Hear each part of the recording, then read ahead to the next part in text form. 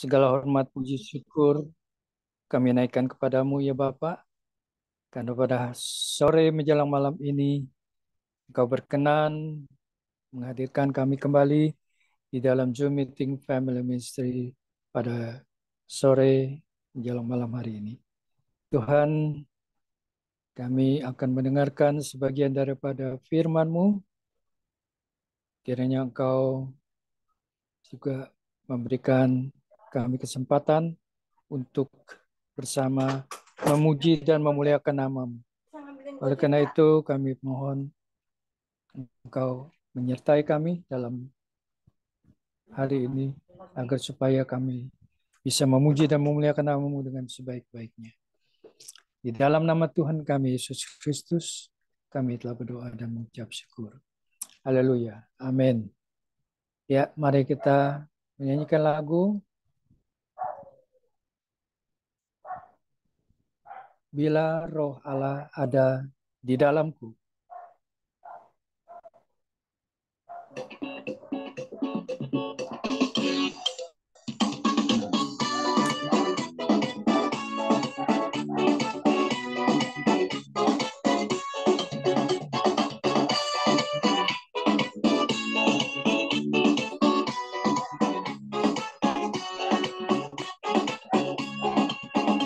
Bila Roh Allah ada di dalamku, bukan menari seperti Daud menari. Bila Roh Allah ada di dalamku, bukan menari seperti Daud menari. Bukan menari, bukan menari, bukan menari seperti Daud menari. Bukan menari, bukan menari, bukan menari seperti Daud menari. Bila Roh Allah ada di dalamku, bukan menari seperti Daud menari. Bila Roh Allah ada di dalamku, bukan menari seperti Daud menari. Bukan menari, bukan menari, bukan menari seperti Daud menari. Bukan menari, bukan menari, bukan menari seperti Daud menari. Amin. Bila Roh Allah ada di dalam kita, maka kita akan selalu bersukacita di dalam Tuhan. Seperti Daud yang menari buat Allah.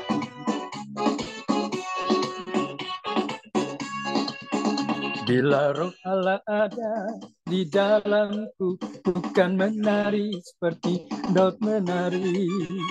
Bila Roh Allah ada di dalamku, bukan menari seperti Daud menari.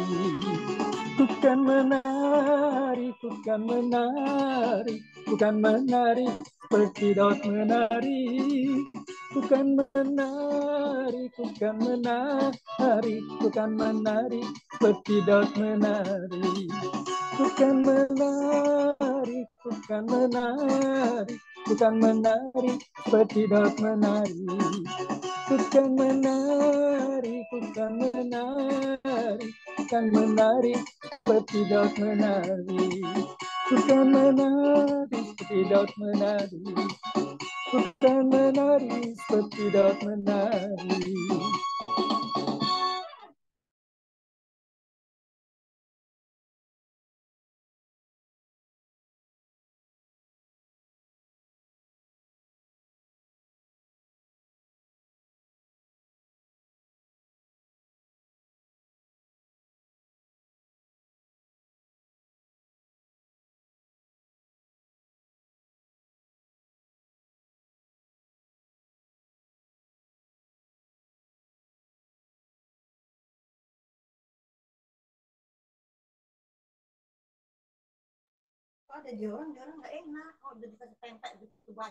Kita lanjutkan dengan lagu Satukan Hati Kami.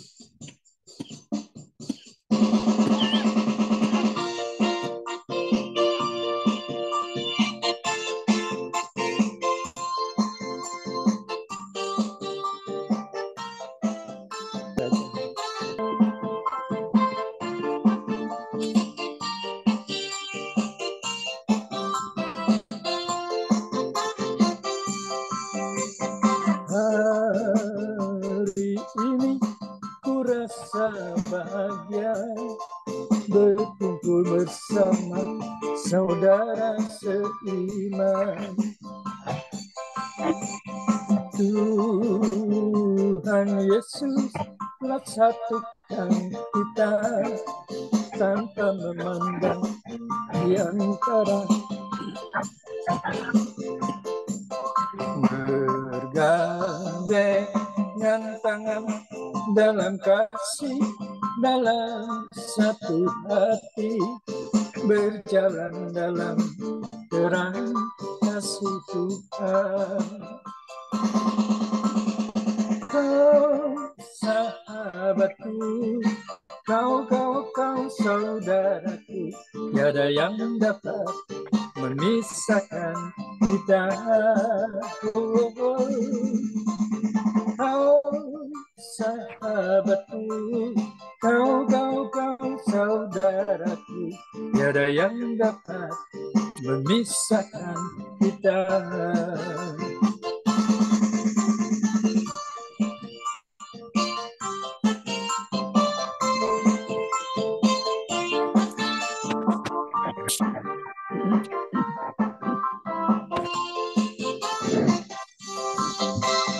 Hari ini ku rasa bahagia berkumpul bersama saudara seiman. Tuhan Yesus telah satukan kita tanpa memandang di antara kita. Bergandengan tangan dalam kasih, dalam satu hati, berjalan dalam terang kasih Tuhan. Kau sahabatku, kau saudaraku, tiada yang dapat memisahkan kita. Kau sahabatku, kau saudaraku, tiada yang dapat memisahkan kita. Tiada yang dapat memisahkan kita. Amin. Masih mau memuji Tuhan? Kita nyanyikan lagi lagu Oh Betapa Indahnya.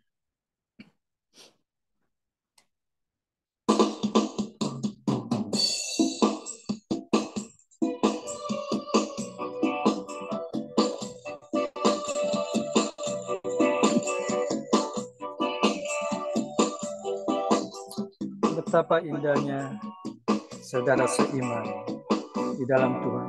Betapa indahnya dan betapa eloknya bila saudara seiman hidup dalam persatuan.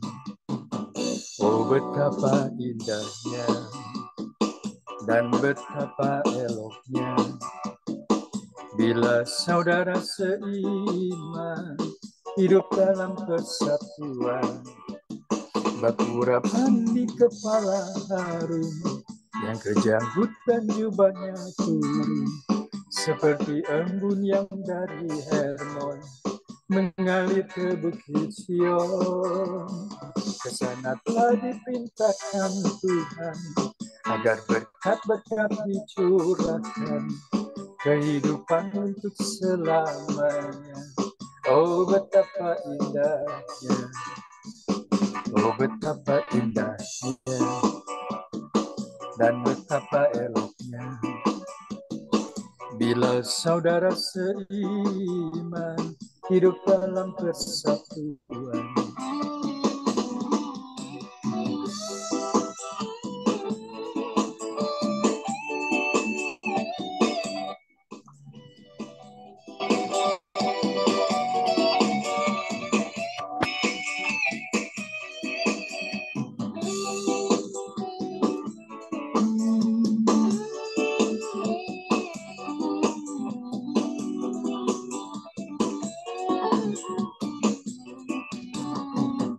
Oh betapa indahnya dan betapa eloknya bila saudara seiman hidup dalam persatuan. Oh betapa indahnya dan betapa eloknya bila saudara seiman hidup dalam persatuan. Baku rapan di kepala Harun, yang kejanggut dan jubahnya turun seperti embun yang dari Hermon mengalir ke Bukit Sion. Kesana telah diperintahkan Tuhan agar berkat-berkat dicurahkan, kehidupan untuk selamanya. Oh betapa indahnya urapan di kepala Harun, yang kejanggutan jubahnya turun seperti embun yang dari Hermon mengalir ke Bukit Sion. Kesana telah diperintahkan Tuhan agar berkat-berkat dicurahkan, kehidupan untuk selamanya. Oh betapa indahnya kehidupan untuk selamanya. Oh betapa indahnya. Ya, saya persilakan hambanya Pak Hendra ada untuk pimpin kita dalam doa pembuka. Silakan.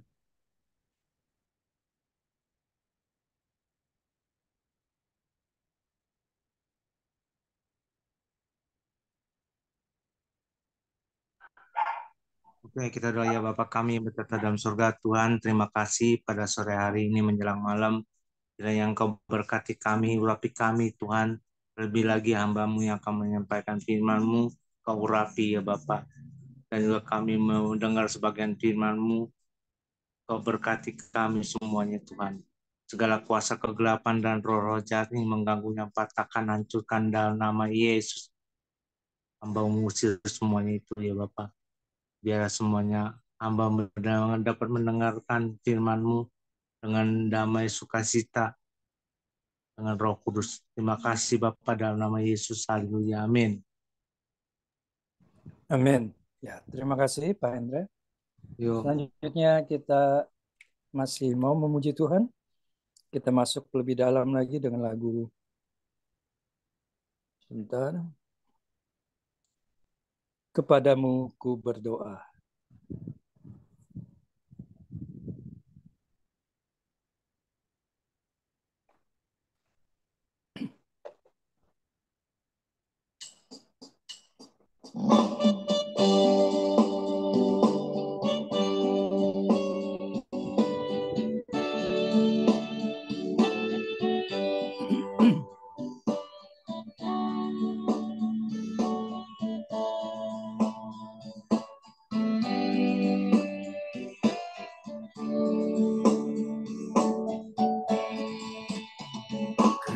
Kepadamu ku berdoa dan ku pinta, ulurkanlah tangan kasih-Mu padaku, karena ku tahu Kau selalu di sisiku. Oh Tuhanku, dengarkanlah doaku kepadamu. Berikanlah dan tunjukkan kuasa-Mu, tabahkanlah dan kuatkanlah imanku, jadikanlah aku ini hamba setia-Mu, agar dapat aku hidup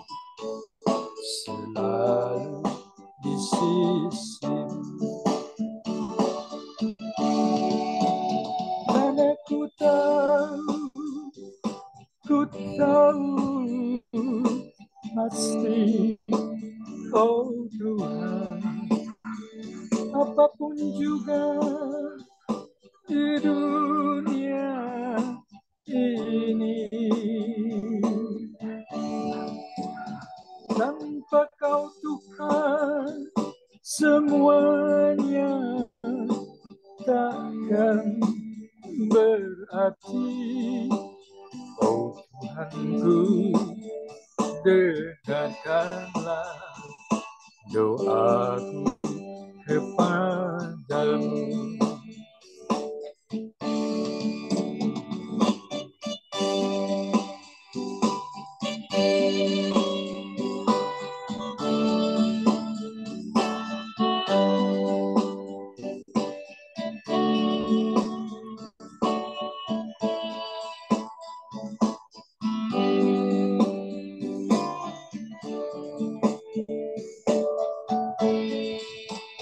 Berikanlah dan tunjukkan kuasa-Mu,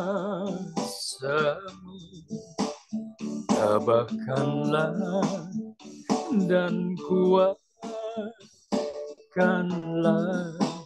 imanku, jadikanlah aku ini hamba setiamu, agar dapat aku hidup selalu di sisi-Mu. Karena ku tahu pasti, oh Tuhan, apapun juga di dunia ini, tanpa Kau Tuhan, semuanya takkan berarti. Oh Tuhanku, dengarkanlah doaku kepadamu. Oh Tuhanku, dengarkanlah doaku kepadamu.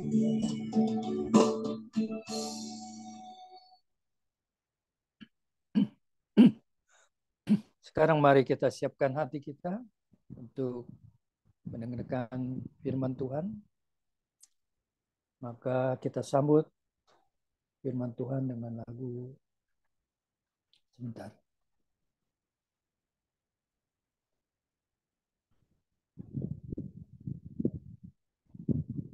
Ya. Kita menyanyikan lagu Kaulah Harapan.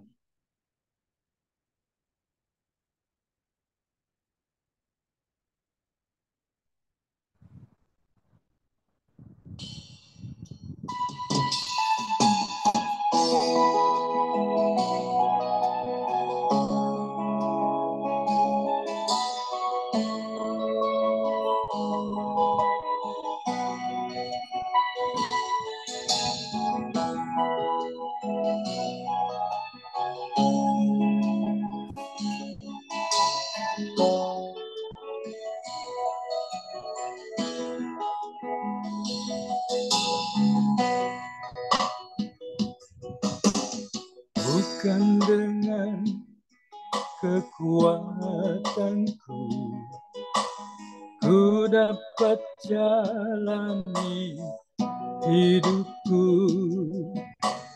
tanpa Tuhan yang di sampingku ku tak mampu sendiri. Engkaulah kuatku yang menopangku, ku pandang wajah-Mu dan berseru, pertolonganku datang dari-Mu. Peganglah tanganku, jangan lepaskan. Kaulah harapan dalam hidupku.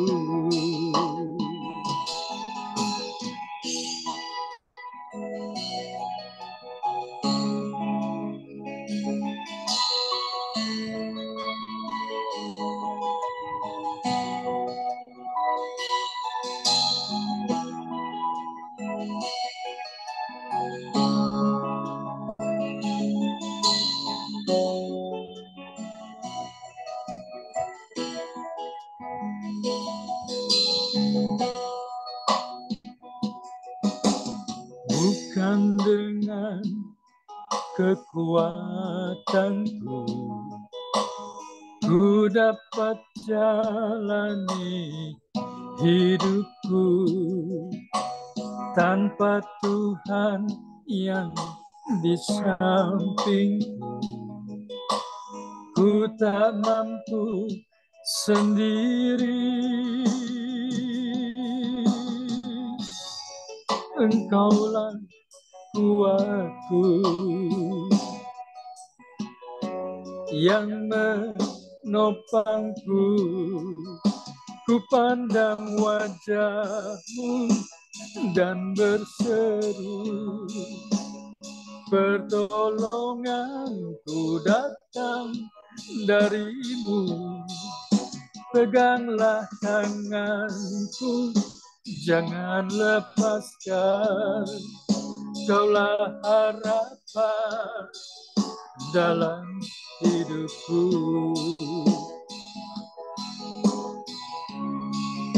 Ku pandang wajah-Mu dan berseru, pertolonganku datang dari-Mu. Peganglah tanganku, jangan lepaskan. Kaulah harapan dalam hidupku. Kaulah harapan dalam hidupku.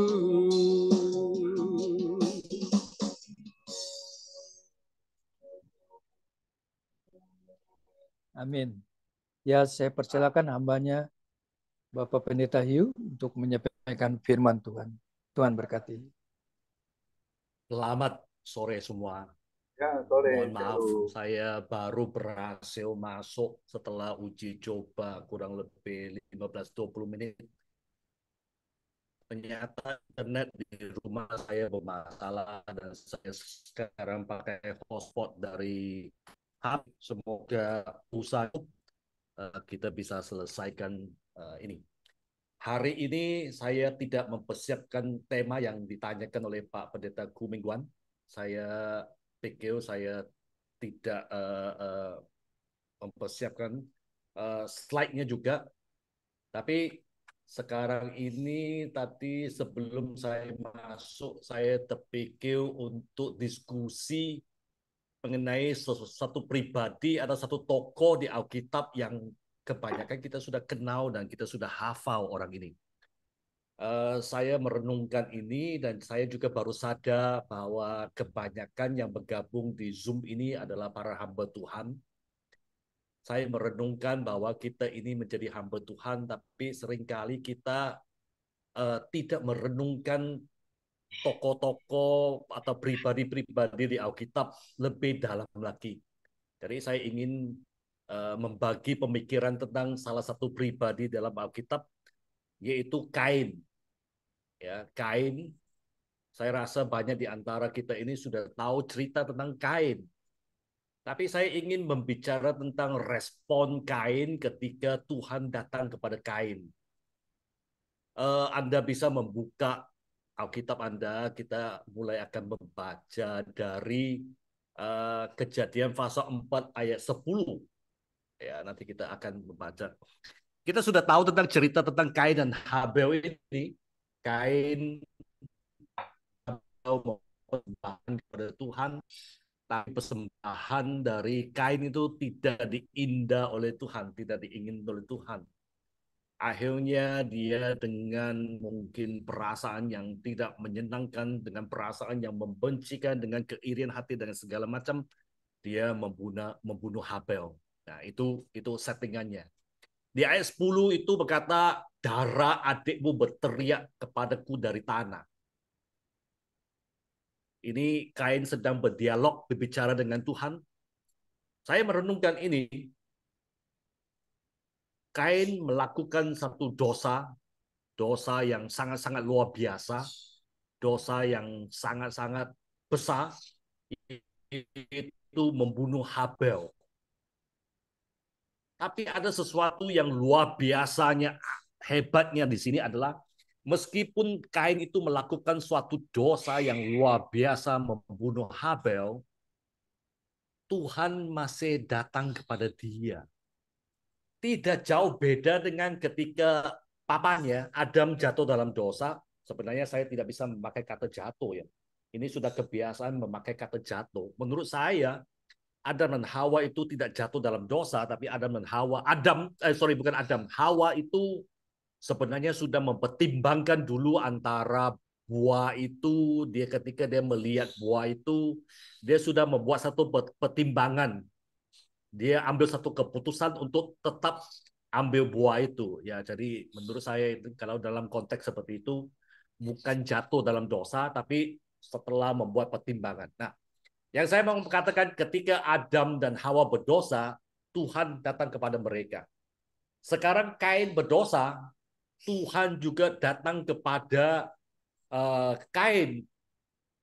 Yang anehnya Tuhan itu bertanya, apa yang telah kamu perbuat? Apa yang telah kau perbuat? Apa yang dicatat oleh Alkitab?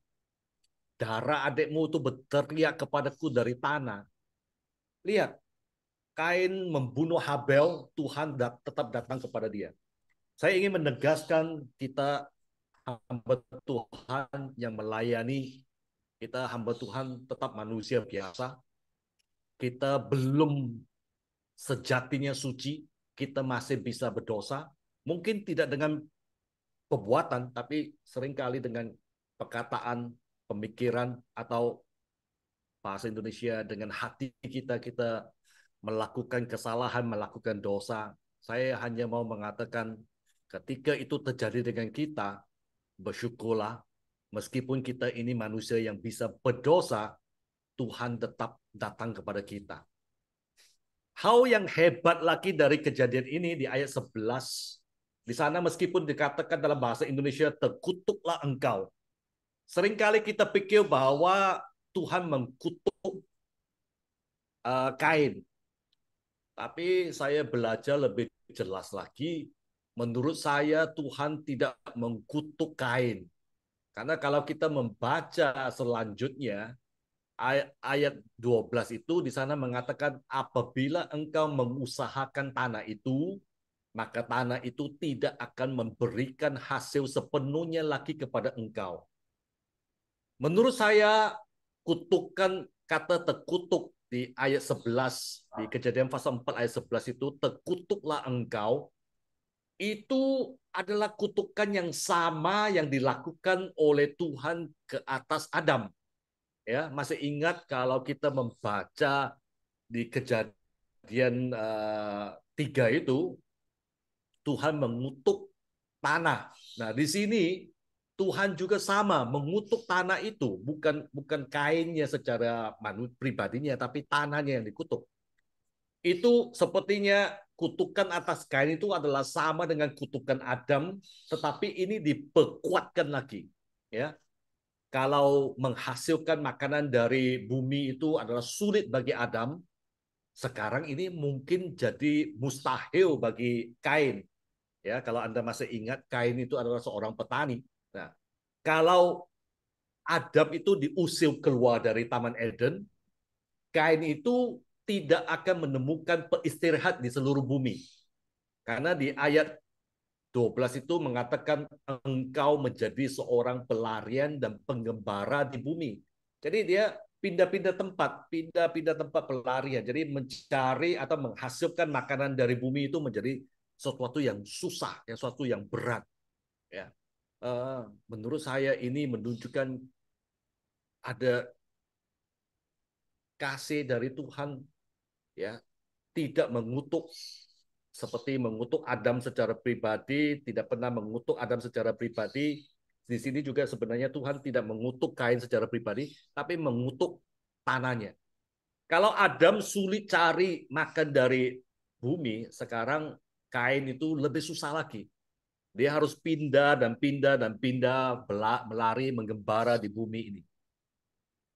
Dan respon dari Kain kepada Tuhan itu, ini kalau saya belajar ini sepertinya bahasa orang Indonesia ini, Tuhan ini sudah datang kepada Kain yang berdosa, tidak menghukum dia, hanya membuat dia susah mencari makan dari bumi. Tapi respon dari Kain ini mengatakan, hukuman itu terlalu besar daripada yang kutanggung. Ya, Kain mengatakan itu di ayat 13. Dan kayak 14 juga mengatakan, engkau menghalau aku sekarang dari tanah ini, dan aku tersembunyi dari hadapanmu, ya, keluar dari hadirat Tuhan, pergi dari persekutuan dengan Tuhan, menjadi seorang pelarian dan penggembara di bumi, maka barang siapa yang bertemu dengan aku, tentulah akan membunuh aku. Lihat, Kain melakukan sesuatu yang salah, dan sekarang ini secara mentalnya, secara psikologinya, Kain itu merasa tidak aman. Tidak aman, dia sudah punya pemikiran bahwa sekarang dia mau cari makan dari bumi itu susah. Dia harus berlari, menjadi pelarian dari satu tempat pindah ke tempat yang lain, menggembara dari satu tempat ke satu tempat yang lain. Dan tempat yang dia pergi itu, dia akan bertemu dengan orang-orang yang lain. Dan menurut dia, menurut pemikirannya Kain, barang siapa yang bertemu dengan dia, tentu orang itu akan membunuh dia. Itu dalam pemikirannya. Dia merasa sangat tidak aman sekali. Tapi yang hebat lagi, Tuhan mengatakan ini, sekali-kali tidak. Barang siapa yang membunuh Kain akan dibalas kepadanya 7 kali lipat. Ini saya belajar sesuatu yang baru di sini. Kain ini meskipun sudah salah, meskipun sudah berdosa, tapi Kain ini mendapat jaminan pelindungan. Mendapat suatu jaminan bahwa tidak ada satupun yang akan membunuh dia. Jaminan pelindungan dari Tuhan sendiri. Dan kalau kita pelajari Alkitab, dari kitab Kejadian sampai kitab Wahyu, jenis pelindungan yang diberikan kepada Kain itu tidak ada lagi, tidak akan ada lagi, ya. Tidak ada bentuk yang sama lagi. Karena ayat 15 di sana mengatakan Tuhan menaruh tanda pada Kain. Kalau saya ditanyai tanda itu apa, saya tidak tahu. Ada yang mengatakan tandanya tatu, ada yang mengatakan tandanya di jidat, ya ada macam-macam. Tetapi kalau saya ditanyai, saya tidak tahu apa tanda yang Tuhan taruh pada Kain. Tetapi seandainya tanda ini dijual di mall, dijual di toko, saya rasa seberapapun uangnya, selagi mampu, pasti akan mau membeli tanda ini. Karena tanda ini adalah tanda jaminan pelindungan. Kemanapun orang yang memiliki tanda ini, dia tidak dibunuh. Kemana dia pergi pun. Karena ada jaminan pelindungan. Tidak ada yang akan membunuhnya. Ya, kita tidak akan tahu tandanya bagaimana. Tapi yang pasti itu adalah satu tanda jaminan pelindungan. Yang Tuhan taruh di atas Kain, dan Kain bisa tenang sebenarnya karena Tuhan sendiri yang sudah menjamin sekali-kali tidak barang siapa yang membunuh Kain akan dibalas kepadanya 7 kali lipat. Jadi jaminan itu sudah pasti, sudah bagus, sudah pasti. Tetapi Kain ini merasa sangat-sangat tidak aman, merasa sangat-sangat tidak aman, dan buktinya kita bisa lihat di ayat 17. Ayat 17 bagian B itu mengatakan Kain mendirikan suatu kota. Dan dinamai kota itu Henok menurut nama anaknya. Saya mau mengajak semua untuk merenungkan atau membayangkan kata kota, suatu kota. Jangan bayangkan kota pada zaman itu seperti kita sekarang. Kota pada zaman itu pasti adalah sebuah benteng seperti Jericho, ya, seperti Kastil di Eropa. Jadi kata kota pada waktu zaman itu, kota itu adalah sebuah benteng. Benteng itu apa? Benteng ini adalah tempat pelindungan, melindungi. Ya. Di sini mengatakan Kain mendiri suatu kota, dan nama kota itu Henok. Lihat, Kain sudah mendapat satu jaminan, satu tanda pelindungan. Tapi dia secara pribadi masih merasa tidak aman, sehingga dia membangun sebuah kota, sebuah benteng untuk melindungi dirinya. Anda pasti tahu, kalau kita memikirkan kerajaan, raja membangunkan benteng, pasti benteng ini adalah untuk melindungi yang berada di dalam benteng ini. Nah, Kain membangun sebuah kota, yang kita tahu kota ini adalah benteng. Kain berada dalam kota ini, dia mau dilindungi. Dia merasa aman dalam benteng ini, dalam kota ini. Padahal Tuhan sudah memberi Kain satu tanda pelindungan, satu jaminan pelindungan. Kain ini merasa tidak aman. Pernahkah Anda sebagai orang dan kita yang selalu mengatakan bahwa Allah yang kita sembah itu adalah Allah yang kasih, Allah yang kita sembah itu Allah Immanuel, Allah menyertai kita, Allah pesertai kita.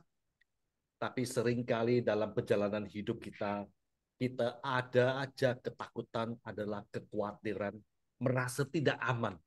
Kalau bahasa Inggrisnya, merasa insecure, merasa tidak aman.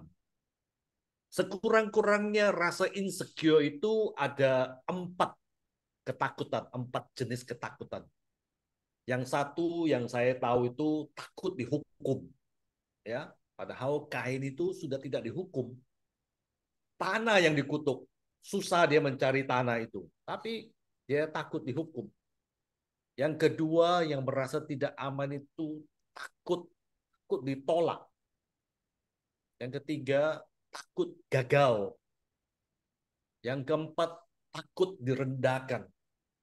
Ini adalah beberapa sifat ketakutan orang-orang yang hidup dalam dunia ini sekarang.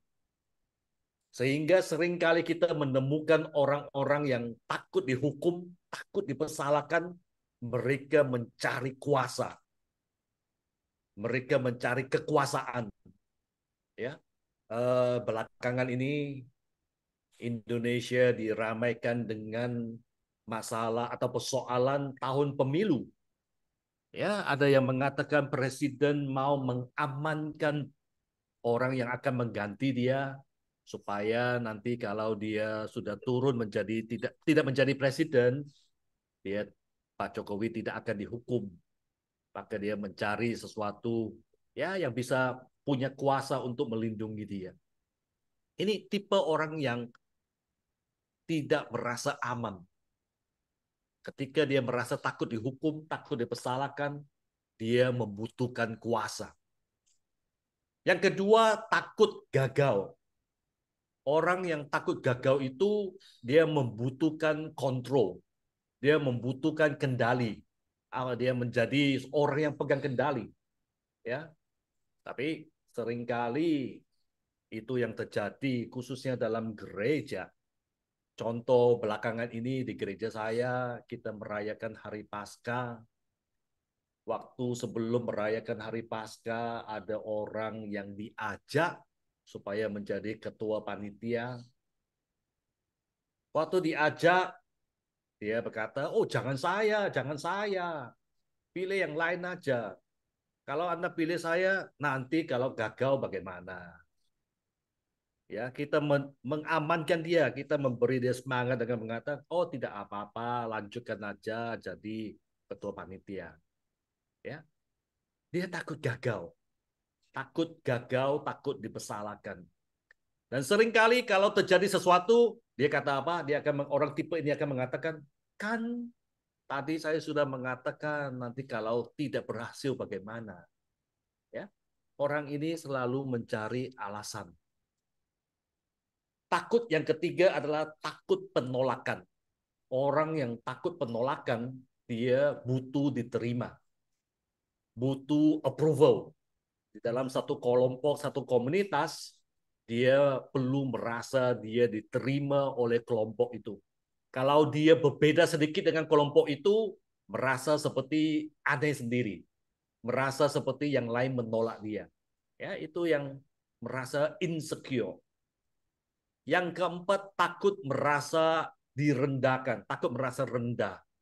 Ya, ini orang yang tipe ini karena dia takut atau merasa tidak aman, merasa rendah, dia butuh posisi, butuh status, butuh pride supaya dia merasa tidak direndahkan. Nah, ini adalah 4 tipe insecure yang ada, ya. Kuasa, power, control, penerimaan, kenyamanan, ya itu orang-orang dunia itu selalu mencari kuasa supaya bisa merasa aman untuk menghilangkan takut dihukum, mencari kontrol, pegang kendali supaya tidak ditolak, ya, supaya tidak gagal, cari penerimaan, cari approval yang lain supaya tidak ditolak. Ya, cari kenyamanan, cari pride, cari status, cari jabatan supaya bisa merasa memiliki kuasa, tidak merasakan direndahkan. Itu ada tipe-tipe orang yang merasa tidak nyaman dengan dirinya sendiri. Orang yang merasa tidak nyaman, sepertinya Kain ini, dia akan menjadi dirinya sebagai korban. Ya. Dia akan merendahkan pihak yang lain. Dia takut gagal, takut disalahkan, haus penghargaan. Bahasa Indonesia juga ada satunya, gampang baper. Baper itu dulu saya baru tahu itu bawa perasaan. Saya pikir baper itu artinya apa? Ya, orang insecure ini merasakan semua ini. Sebaliknya orang yang merasa aman dengan dirinya sendiri, dia tidak merasa dirinya korban, tapi dia memiliki tanggung jawab. Dia tidak merendahkan orang lain, tapi dia bisa sadar bahwa dirinya ada sesuatu yang unggul, ada keunggulan dalam dirinya. Tetapi di bersamaan pada waktu yang sama dia juga tahu bahwa dalam dirinya ada kekurangan. Ya. Orang ini tidak takut gagal, tapi berani belajar dari kegagalan. Ya, orang yang merasa dengan aman diri sendiri. Yang ini yang hebat. Orang yang merasa tidak aman dengan diri sendiri, dia haus penghargaan. Orang yang sudah merasa aman dengan diri sendiri, dia mampu memimpin dirinya sendiri. Mampu juga bekerja sama dengan yang lain. Ya. Kalau yang merasa aman dengan diri sendiri, juga bisa mengembangkan potensi dirinya sendiri. Ya, mau belajar dari kegagalan, tidak hanya takut dipersalahkan, salah, so what? Apa kalau salah? Salah ya belajar lagi supaya tidak gagal, ya nggak masalah. Ya. Tapi ini ada yang hebat lagi mengenai Kain. Ya. Coba kita melihat ayat 18 sampai ayat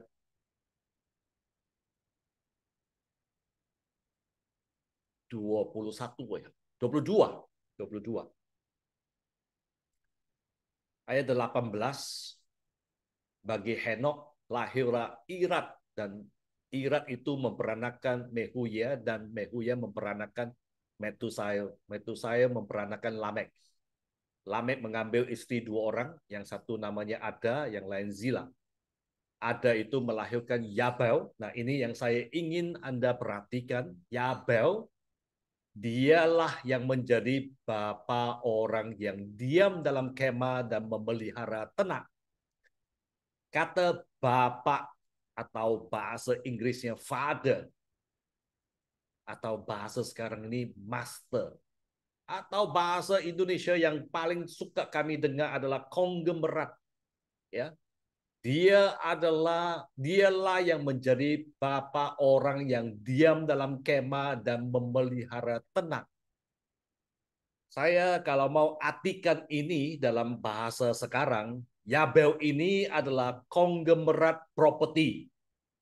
Karena dia punya kemah, konglomerat orang yang tinggal dalam kemah, konglomerat petani, konglomerat yang memelihara ternak.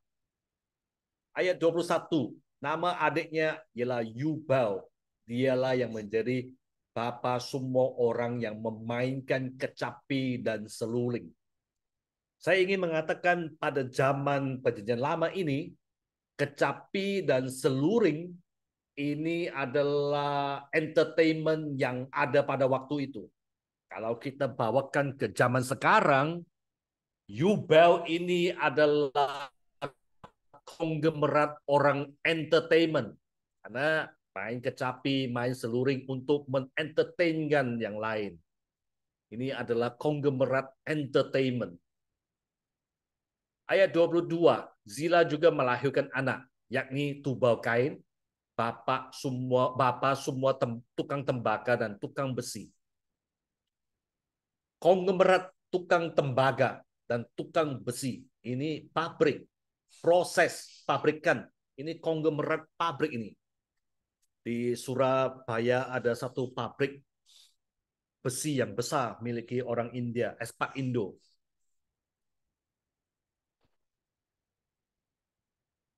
Besar sekali.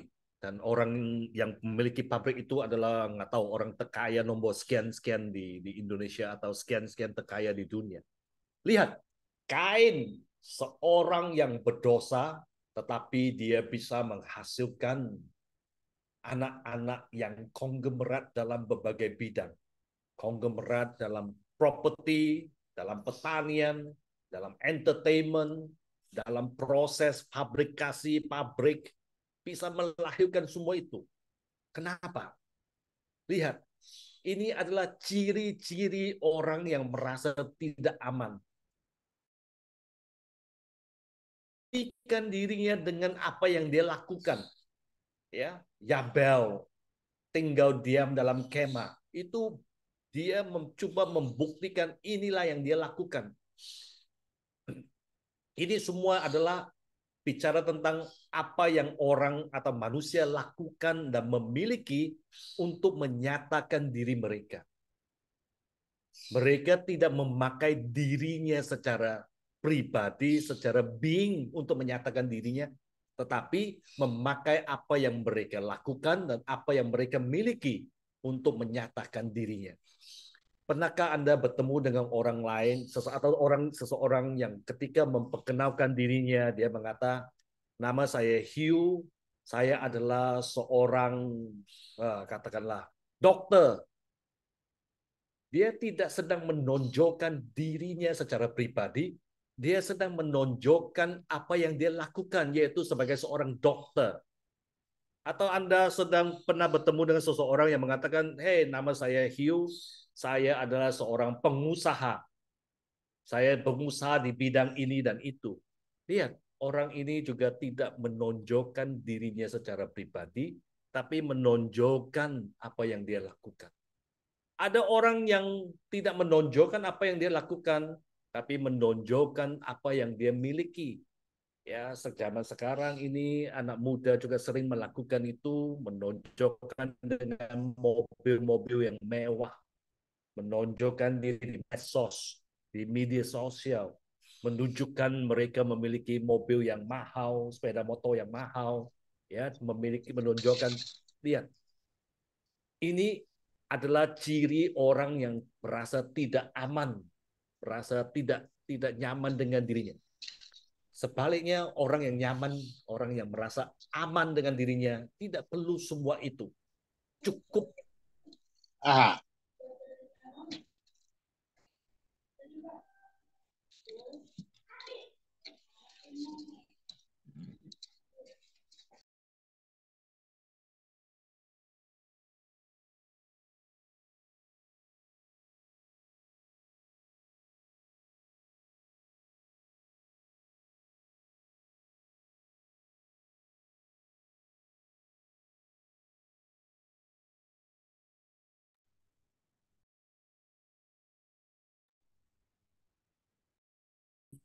Seingat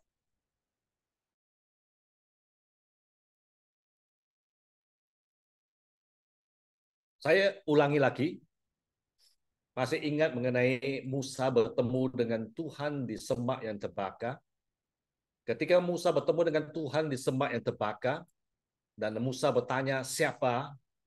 Tuhan menjawab, I am that I am.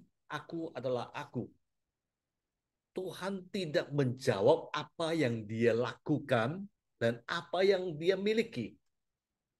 Bisa aja Tuhan menjawab, akulah Allah pencipta segala yang ada dalam semesta ini. Bahkan dirimu pun aku yang ciptakan. Tuhan bisa aja menjawab, akulah yang memilik seluruh alam semesta ini. Tidak. Tapi Tuhan memperkenalkan dirinya, I am that I am. Aku adalah aku. Simple. Dia hanya menonjolkan pribadinya saja. Tidak menonjolkan apa yang dia lakukan.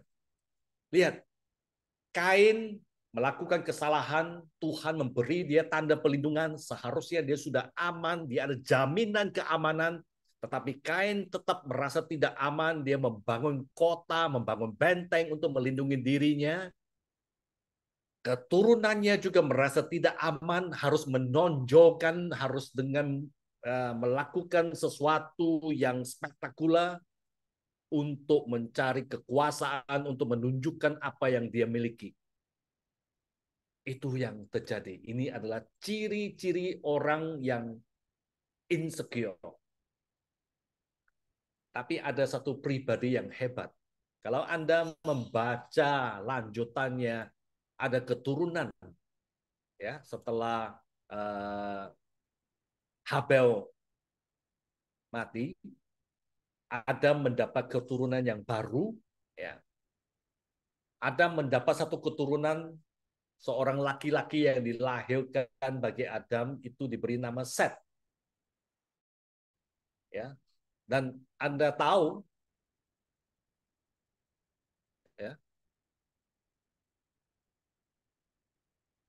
keturunan Set itu dicatat dalam Alkitab. Kalau Anda membaca di Kejadian pasal 5 itu, keturunannya itu dicatat. Kalau dibanding dengan keturunan Kain itu berprestasi karena takut dihina dan mereka berupaya untuk membuktikan. Hasilnya usianya anak-anak keturunan Kain itu tidak dicatat dalam Alkitab. Tetapi keturunan Set, kita tahu dia turun sampailah kepada generasi kita bertemu dengan seorang yang bernama Nuh. Nuh ini juga berprestasi karena kasih karunia Tuhan. Dan kita bisa membaca di Kejadian itu keturunan Set itu dicatat, umur mereka dicatat dalam Alkitab. Ya. Coba bandingkan Nuh dengan anak-anaknya Kain. Anak-anak Kain berprestasi, mereka menjadi konglomerat, tapi mereka tidak dicatat, usia mereka tidak dicatat dalam Alkitab. Mereka berprestasi karena takut dihina dan berupaya untuk membuktikan. Keturunan Set sampai kepada Nuh itu juga berprestasi. Tapi mereka berprestasi karena kasih karunia Tuhan. Saya bayangkan ketika Nuh disuruh membangun bahtera, dia tidak mendapatkan pujian dari orang-orang. Nuh ketika membangun Bahtera, yang dia dapatkan itu adalah olokan-olokan, candaan, hinaan. Cukup lama Nuh mendapatkan itu. Tapi Nuh tetap melakukan pekerjaannya. Tidak merasa tidak aman, tidak merasa insecure. Dia tahu apa yang dia perlu lakukan. Dia tetap bekerja. Dia tidak bekerja untuk menonjolkan. Dia tahu mungkin dia akan gagal. Dia juga tahu pada waktu itu belum pernah ada hujan. Dia bangun Bahtera itu untuk apapun, dia tidak tahu. Kapan dipakai pun dia tidak tahu. Tapi karena dia secure dengan dirinya sendiri, merasa aman dengan diri sendiri, dia mampu memimpin dirinya sendiri. Dia berprestasi menyelamatkan yang lain-lain karena dia merasa secure, merasakan ini, merasakan tenang. Lihat, ada dua keturunan, keturunan Kain dan keturunan Set, keturunan Set. Bagaimana dengan kita? Khususnya hamba Tuhan yang melayani, kadang-kadang kita juga merasa insecure. Ketika kita bertemu dengan para hamba Tuhan yang lain, kita ditanya, gerejanya di mana? Oh, gerejanya saya di sana. Oh, tapi saya punya gereja kecil. Jemaat saya hanya sedikit saja. Jemaat saya itu gedungnya kecil, mungkin hanya ruko. Oh, gereja saya itu hanya rumah. Kita merasa insecure. Kita merasa bahwa kita ini kecil. Ya. Sebaliknya juga ada hamba Tuhan yang merasa dia perlu menonjolkan apa yang dia miliki. Ketika ditanyakan di mana pelayanan di mana? Oh, gereja saya di sini. Oh, jemaat saya nggak banyak, kira-kira sekian ratus saja. Ya, sekian ratus saja. Saya pernah bertemu dengan seorang hamba Tuhan di dalam satu persekutuan hamba Tuhan. Saya ditanyai kira-kira persembahan di gereja berapa? Dan saya merasa tidak adil diadu seperti itu. Gereja saya tidak besar, kalau diadu dengan angka, diadu dengan nilai, mungkin dan pasti saya akan kalah. Jadi saya berkata, lah kita nggak bisa adu nilai angka. Kalau kita mau banding, mari kita hitung per kapita. Artinya kalau gereja saya itu cuma 100 orang, berapapun persembahan kita bagi 100, gereja dia 500 orang, berapapun persembahan dibagi 500, itu baru kita katakan ya cukup adil lah. Puji Tuhan, mungkin bisa dibanggakan dengan pride sedikit. Ternyata gereja kecil ketika dibandingkan dengan gereja besar, persembahan per kapita itu tidak berjauh beda kok. Kurang lebih sama saja. Sehingga tidak perlu merasa insecure. Itulah seringkali yang terjadi dengan kita. Kita ini ingat, kita ini tahu bahwa Allah yang kita sembah itu adalah kota benteng, menara pelindungan kita. Tetapi seringkali kita merasa tidak secure, merasa kita tidak aman, tidak cukup aman dengan siapa diri kita. Kita harus menonjolkan apa yang kita lakukan dan juga menonjol apa yang kita miliki. Menurut saya tidak perlu. Cukup kita sebagai umat pilihan Tuhan. Anda masih ingat beberapa waktu yang lalu, waktu saya sharing tentang Roma pasal 8 ayat 28 dan 29. Kita ini sudah dipilih, ditentukan dari semula untuk menjadi umat pilihannya. Untuk menjadi umat miliknya. Kita ini sudah berada di dalam pelindungan Tuhan. Kita ini sudah berada dalam kedaulatan Tuhan. Seharusnya kita ini menjadi orang-orang yang paling aman dimanapun kita berada. Melalui renungan singkat ini, saya ingin mengajak para hamba Tuhan tidak perlu merasa bahasa Indonesianya mungkin minder, ya.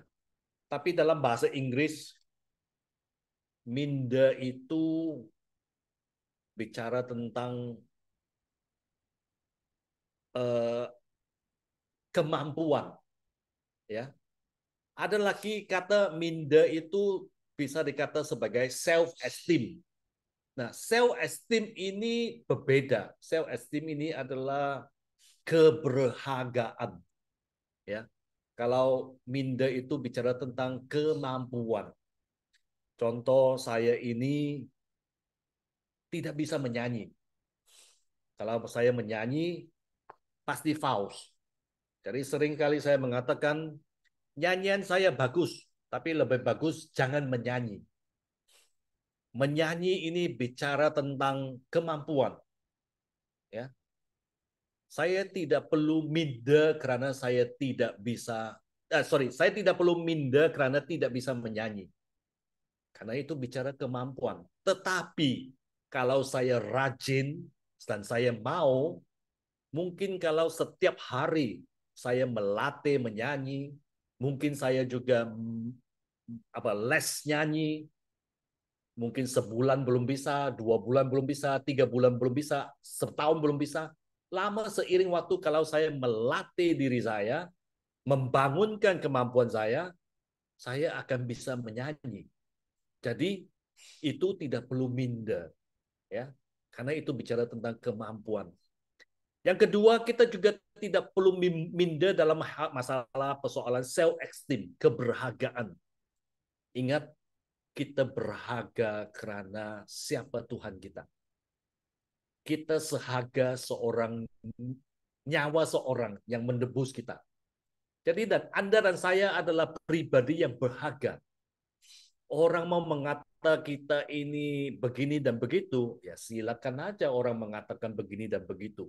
Tetapi di mata Tuhan, kita adalah orang yang berharga karena dia memilih kita, dia menentukan kita, dia memanggil kita, dia yang menebus kita berharga di matanya. Jadi kita tidak perlu merasa rendah diri karena kita adalah orang-orang yang berharga. Makanya dalam kehidupan ini, terlepas dimanapun kita melayani, seberapa kecil, seberapa besar pun tempat pelayanan kita, kita tidak perlu tidak merasa tidak aman. Kita perlu menjadi pribadi yang merasa secure dengan diri kita, meskipun hanya satu jemaat yang kita layani. Cukup, karena itulah yang diberikan Tuhan. Kalau kita dikasih Tuhan melayani 100, 500, 1000, kita juga tidak perlu sombong tentang jumlah itu. Karena kita tahu, kita yakin, kita semua sama di mata Tuhan. Semoga renungan singkat ini bisa membuat kita merenungkan kondisi diri kita. Tidak perlu minder, tidak perlu merasa diri kita kecil. Karena Allah telah memilih kita sebelum dunia ini dijadikan supaya kita ini kudus dan tidak bercacat di hadapannya. Amin. Saya kembali ke Pak Mingguan. Boleh tutup dalam doa hambanya. Baik, mari kita berdoa.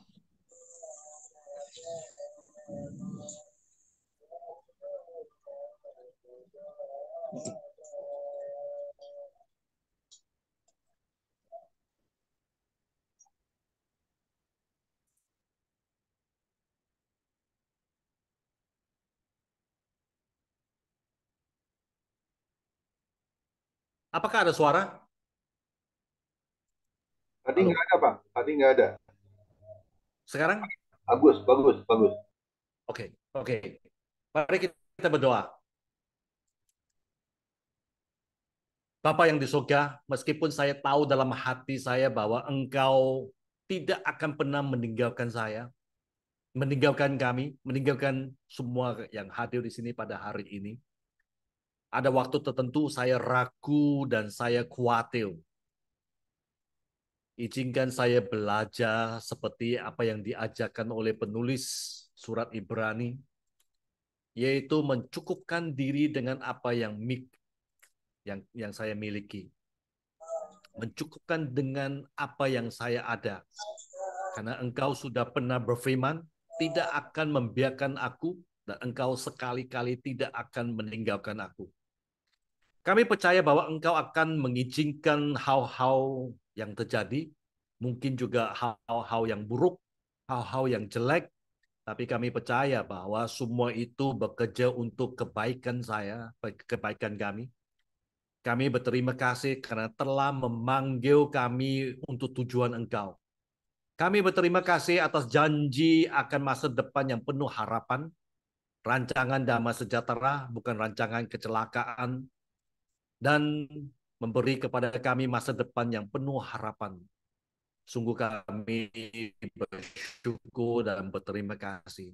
Tetapi Tuhan, kami mau berdoa, tolong tenangkan kekhawatiran kami, buangkan semua keraguan kami, dan yakinkan kami melalui kedamaian, melalui kehadiran Roh Kudus yang ada di dalam diri saya, bahwa semua itu akan dibuang. Tuhan, terima kasih. Kami percaya Engkau selalu menyediakan semua kebutuhan kami di waktumu yang indah dan caramu yang sempurna. Terima kasih Tuhan. Di dalam nama Tuhan Yesus yang suci saya berdoa. Amin. Ya, terima kasih hambanya. Pendeta Yu Dongte ya, yang sudah menjadi saluran berkat untuk kita semua. Amin. Ya, memang kita ini bukan hanya terpanggil ya, tetapi jadi orang pilihan Tuhan. Tadi dikatakan minder ya. Kalau saya katakan minder itu nggak percaya diri ya. Kadang-kadang kita merasa minder ya. Harusnya kita jadi anak Tuhan itu harus percaya diri ya. Kalau Tuhan sudah pilih, kita harus memberitakan firman Tuhan. Itu harus kita siap sedia di segala waktu ya. Karena hari-hari ke depan ini dunia nggak menjadikan semakin baik. Tapi kalau kita hidup di dalam firman Tuhan, kita akan terus menjadi berkatnya Tuhan. Amin. Ya. Bahkan dikatakan jangan khawatir, itu ada di firman Tuhan itu 365 ayat. Jangan takut juga banyak itu. Ya. Tapi namanya juga manusia ya, masih hidup dalam daging. Jadi masih ada roh ketakutan, khawatir, tadi dikatakan hambanya ya. Kita harus cukupkan apa yang harus kita sudah ada, yang kita miliki ya. Maka firman Tuhan di Ibrani 13 ayat 5 ya. Tidak sekalipun aku meninggalkan engkau. Bahkan 2 Timotius 2 ayat 13. Kasih, sekalipun kau tidak setia, aku tetap setia. Karena aku tidak bisa menyangkal diriku. Itu firman Tuhan. Ya, kita harus benar-benar memiliki pedang roh, yaitu firman Tuhan. Itu firman Tuhan di dalam kehidupan kita. Sehingga apa? 2 Korintus 5 ayat 17. Kita ini ciptaan baru, yang lama sudah berlalu dan yang baru sudah datang. Kita harus terus melangkah bersama Yesus. Amin. Ya, luar biasa hambanya. Saya berdoa biar terus dipakai Tuhan ya. Apalagi lagi studinya ya, belum selesai ya Pak Yu ya. Sudah selesai. Sudah selesai ya. Bukan mau Ya. ambil lagi S3 ya. Oh, jangan. Haleluya. Ya kalau Tuhan Jangan mau dulu. pakai, ya kita harus siap semuanya ya. Biar Tuhan pakai hambanya Bapak Yu menjadi berkat untuk kemuliaan nama Tuhan. Istri anak-anaknya semuanya dalam perlindungan Tuhan Yesus. Dan terus melayani Tuhan lebih sungguh lagi. Amin. Tuhan Yesus memberkati. Besok kita akan dilayani, ibadah besok akan dilayani oleh pendeta Stanley Iskandar ya. Tidak hadir ya hambanya ya, Stanley Iskandar. Silakan. Satu pujian Pak Joni sebelum masuk doa syafaat, Ibu Lydia Jumali. Tuhan Yesus memberkati. Oke, baik. Ya, kita angkat satu pujian untuk hari sebagai penutup firman. Kita menyanyikan lagu Mengikut Yesus Keputusanku. Apakah suara saya bisa didengar? Tes. Bagus. Pak, yang doa yang lain nih Pak, ada masjid nih Pak. Ya udah. Pak Doni. Dekat masjid Pak, rame Pak. Ya, lagu ini mengisah tentang satu keluarga yang mengikuti Yesus, tapi karena di sekitar sukunya itu ada mereka tidak setuju ya dengan orang yang mengikuti Yesus, akhirnya mereka diadili. Satu persatu anggota keluarganya dibunuh, ya, mulai dari anaknya. Orang itu mengatakan, apakah kamu mau menyangkal Tuhanmu? Kalau tidak, anakmu akan kubunuh. Maka dia tetap mengatakan tidak. Akhirnya anaknya itu dibunuh di depan dia. Kemudian yang kedua, yang seterusnya adalah istrinya. Dia bilang, kalau kau tidak mau juga menyangkal, istrimu akan kubunuh. Akhirnya istrinya juga ikut dibunuh. Sampai terakhir, orang ini mengatakan, aku tetap mengikuti Yesus. Walaupun seperti apa, aku tetap mengikuti Yesus. Dan menyanyikan lagu ini.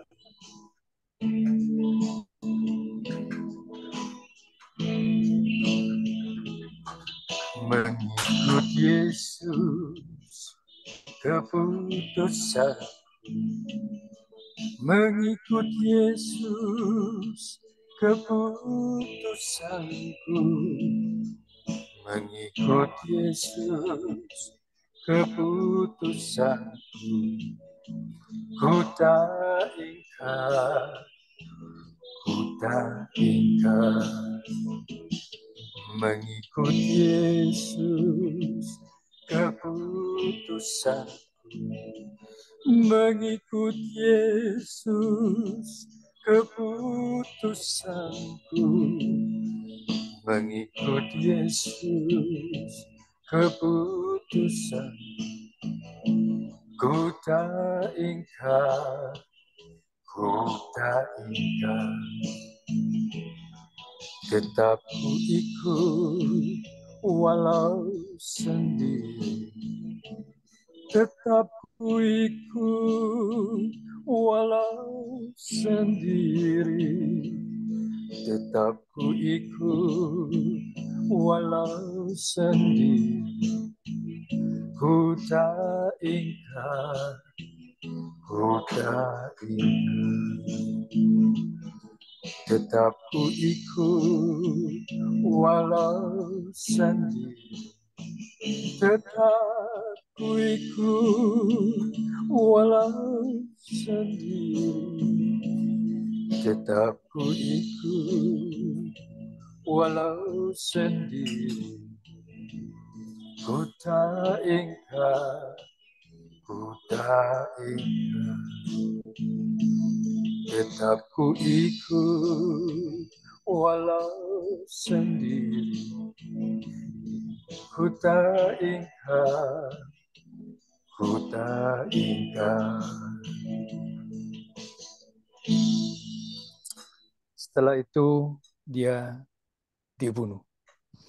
Dan legenda ini terus berkembang di daerah itu, sehingga kepala suku yang membunuh keluarga Kristen itu bertobat dan menerima Yesus. Itulah kisahnya. Terima kasih, Tuhan memberkati kita semua. Silakan Ibu Lydia membawa doa. Bapa kami dalam surga, kami boleh bersyukur. Terima kasih Tuhan, di sore hari ini kami sudah bisa mendengar firman-Mu kembali, yang membentuk kembali hidup kami, supaya kami mengikuti jalan-jalan-Mu Tuhan, bahwa Engkau begitu indah ya Tuhan. Segala perjanjian-Mu itu digenapi, apa yang sudah diberikan Tuhan kepada hamba-Mu Pahyu Tuhan, yang sudah menguraikan tentang firman-Mu, bahwa maksud dan tujuan Tuhan begitu indah, biarpun secara manusia tidak mengetahui di mana rencana Tuhan kepada Nabi Nuh ya Bapa, membuat bahtera di atas gunung, tetapi setelah itu Tuhanlah yang berada dan Tuhan yang menolong dan Tuhan yang mengerjakan segala sesuatunya ya Tuhan. Sebab itu kami bersyukur bahwa Tuhan begitu baik, Tuhan selalu menolong. biarpun keadaan Kain Tuhan yang sudah berbuat kesalahan, tetapi Tuhan tidak menghukumnya, tapi Tuhan begitu indah ya Bapa, bahkan menolongnya, saya dia lebih mengerti lagi di dalam setiap kehidupannya. Sebab itu kami bersyukur Tuhan, Engkau selalu menolong, bahkan Tuhan selalu bertahan dan Tuhan selalu campur tangan ya Tuhan. Kami serahkan semuanya dalam tangan kasih-Mu, biar Engkau terus pakai terus Pak Tuhan dalam pelayanannya, biar banyak jiwa boleh dimenangkan bagi kemuliaan nama Tuhan. Terima kasih Bapak, kami juga berdoa buat Bapak Rita Mingguan, Kau juga terus pakai, berikan kekuatan, kesehatan, hikmat yang padamu, biar semuanya Tuhan yang akan menolong Bapak, biar kesembuhannya daripada Tuhan akan menolong, menyertai dan campur tangan buat ibu dan juga buat anak-anak, mantu dan cucunya, tolong semuanya. Terima kasih Bapak, kami juga berdoa Hendra, biar berikan kekuatan, kesehatan, hikmat yang daripadamu, biar cepat pulih kembali kesehatan untuk melayani pekerjaan-Mu Tuhan. Pakai ibu dan pakai anak mantu cucunya boleh menjadi berkat bagi kemuliaan Tuhan. Terima kasih Tuhan, kami serahkan semuanya ke dalam tangan kasih-Mu. Biar Tuhan juga pakai Pak Joni Tuhan yang memimpin pujian, biar pujian juga boleh naik ke hadirat-Mu, menjadi satu dupa yang harum bagi kemuliaan nama Tuhan. Terima kasih kami berdoa juga buat semua yang mengikuti ini Tuhan, Kau berkati satu-satu, terus beri kesehatan, terus berikan kekuatan, terus berikan hikmat. Biar apa yang dikerjakan oleh semua hamba-hamba-Mu Tuhan, Kau menyertai, Kau campur tangan-Mu. Pakai semuanya kami Tuhan menjadi berkat bagi kemuliaan Tuhan. Biar Tuhan yang dipermuliakan, Tuhan yang ditinggikan, dan Tuhan yang diagungkan untuk selama-lamanya. Terima kasih Bapa, kami serahkan semuanya ke dalam tangan kasih-Mu. Di tangan Tuhan terus menolong, menyertai dan campur tangan-Mu. Biar yang tidak dan juga ya Tuhan yang sudah meninggalkan, bahkan yang sudah keluar dari jom juga Engkau tolong sertai campur tangan. Biar satu kali kelak mereka boleh balik lagi untuk bersama-sama, untuk mengikuti di dalam ministry ini Tuhan. Biar Tuhan yang akan menolong, Tuhan campur tangan-Mu. Terima kasih Bapak, kami serahkan semua doa kami. Tuhan pakai semua para hamba-hamba-Mu, anak-anak-Mu, boleh menjadi saksi, menjadi terang, membawa Injil keselamatan kepada seluruh Tuhan. Keluarga Yerusalem Tuhan, Kau berkati juga ya Bapak keluarga-keluarga mereka semuanya. Bahkan Tuhan tetangga, kiri kanan muka belakang, biar mereka juga boleh percaya kepada Tuhan. Mari Tuhan yang akan menolong semuanya ya Bapak. Kami serahkan ke dalam tangan kasih-Mu. Biar tangan Tuhan terus menyertai, menolong, dan campur tangan Tuhan. Terima kasih Bapak, kami akan semuanya ke dalam tangan kasih-Mu. Buat bangsa negara kami juga tolong, buat Bapak Presiden, Wakil, Kabinet Pusat, sampai ke daerah Tuhan tolong semuanya. Biar mereka bekerja dengan baik, boleh menghasilkan hal-hal yang indah Tuhan. Buat Indonesia, biar dipandang kepada seluruh dunia Bapak, bahwa di Indonesia ada Allah yang hidup, Allah yang berkuasa, bahkan Allah yang besar Tuhan. Sebab itu kami serahkan ke dalam tangan kasih-Mu. Biar tahu Tuhan akan menolong semuanya. Buat pilkada yang tahun depan Tuhan tolong semuanya. Biar pemilihan presiden juga Tuhan akan campur tangan dan menolongnya. Biar ada penggantinya lebih baik lagi dari yang sekarang sudah dikerjakan Tuhan. Biar kuasa Tuhan terus menyertai dan campur tangan. Terima kasih Bapak, kami serahkan semua doa kami, pernah kami, segala puji, segala syukur hanya bagi nama Tuhan. Dalam nama Tuhan Yesus Kristus kami sudah berdoa. Haleluya. Amin. Mari kita satukan hati ya. Kita nyanyi dulu buat Pak Hendra nih yang hari ini berulang tahun ya. Setelah itu saya akan baca firman Tuhan. Boleh dibuka videonya teman-teman semua ya. Kita nyanyikan sebuah lagu itu. Happy birthday, happy birthday, happy birthday.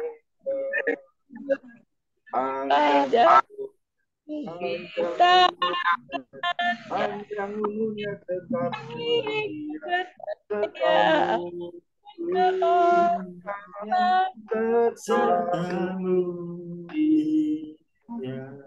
kita topang tangan buat Pak Hendra yang hari ini Tuhan tambahkan usia 1 tahun. Terima kasih Bapak di dalam surga, kami bersyukur hari ini ada hambamu Bapak Pendeta Hendra Winata yang kau tambahkan usia 1 tahun Tuhan. Kiranya terus kau memberkati kesehatannya ya Tuhan, pulihkan dari sakit stroke-nya ya Tuhan, sehingga dia boleh menerima kasih karunia anugerah kesembuhan ilahi. Mujizat-Mu kau nyatakan Tuhan. Kami mau berbagi firman Tuhan untuk hambanya di Amsal 3 ayat 1-3. Hai anakku, janganlah engkau melupakan ajaranku, dan biarlah hatimu memelihara perintahku. Karena panjang umur dan lanjut usia serta sejahtera akan ditambahkannya kepada Bapak Hendra. Janganlah kiranya kasih dan setia meninggalkan Pak Hendra Winata. Amin. Kalungkanlah itu pada lehermu, tuliskanlah itu pada loh hati Bapak Hendra Winata. Kami mengasihi Pak Hendra Winata Tuhan, lebih lagi Engkau Tuhan Yesus. Kau yang melihat anakmu Tuhan, sehingga dia boleh sembuh dari sakitnya dan dapat melayani Engkau kembali. Berkati istri, anak, mantu, cucunya, semuanya dalam perlindungan-Mu yang sempurna. Damai sejahtera, sukacitamu terus mengalir di dalam keluarga Pak Hendra Winata. Terima kasih Tuhan Yesus.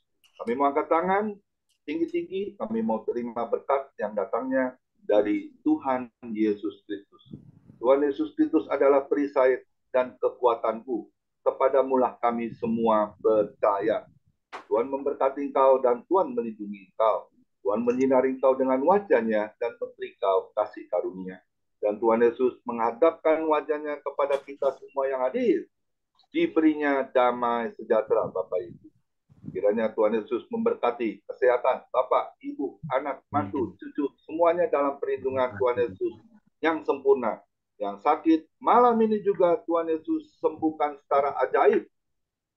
Kita boleh sehat kembali. Dan juga kiranya Tuhan Yesus memberkati pekerjaan Bapak, Ibu, anak, mantu, cucu. Semuanya yang Bapak, Ibu lakukan dibuatnya berhasil dan beruntung dalam nama Tuhan Yesus. Dan juga kiranya Tuhan Yesus memberkati pelayanan Bapak, Ibu, anak, mantu, cucu. Semuanya menjadi rupa yang harum di hadapan Tuhan. Nama Tuhan Yesus ditinggikan. Hati Tuhan Yesus disenangkan oleh pelayanan Bapak, Ibu. Nama Tuhan Yesus dipermuliakan. Sampai Tuhan Yesus datang di awan-awan yang permai. Menjemput kita orang-orang yang saleh yang sudah diberkati firman Tuhan. Sama-sama kita setuju katakan. Amin. Selamat ulang tahun Pak Hendra Winata. Terima kasih. Lalu Pak Hendra. Ulang tahun Pak Hendra, Tuhan berkati. Yo, terima kasih. Ya, silakan Pak. Boleh buat bintang-bintang. Ya. Suaranya bergema. Bentar. Apa ini? Matikan dulu apanya. Ya, baik. Shalom.